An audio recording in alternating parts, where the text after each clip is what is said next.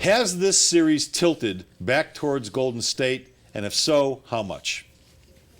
Well, I think that they got the kind of swagger back after last night, but it's still 2-2. You never know. I mean, any team with LeBron James, you can't look past, or you can't overlook or think that they're going to shut it down. They're going to play hard in Game 5. They're going to get 2 days off, guys, a chance to kind of get some rest, get some hydration.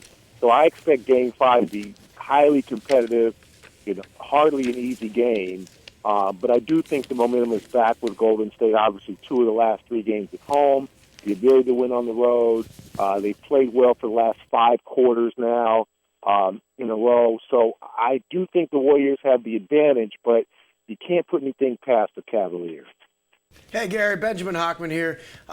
We were just talking about Andre Iguodala. Can you describe what you were seeing from him last night that made him possibly the best player on Golden State? No, Benjamin, it's funny. I mean, this is like the Iguodala that was in Philadelphia, but even before he went to Denver. I mean, this is a guy who was like an all-star caliber player that the 76ers looked at him and said, you're going to kind of be the next AI. You're going to be our next franchise player. It never quite worked out that way in Philadelphia. I think there's a little too much pressure on him because he's not a primary option consistently. But in this series, he has been. And he's a guy who is a decent three-point shooter, 35%. He's hitting those threes. He's playing good defense. He's running the floor. This is exactly what, obviously they paid $48 million over 4 years to get Iguodala, and a lot of people thought that was way too much.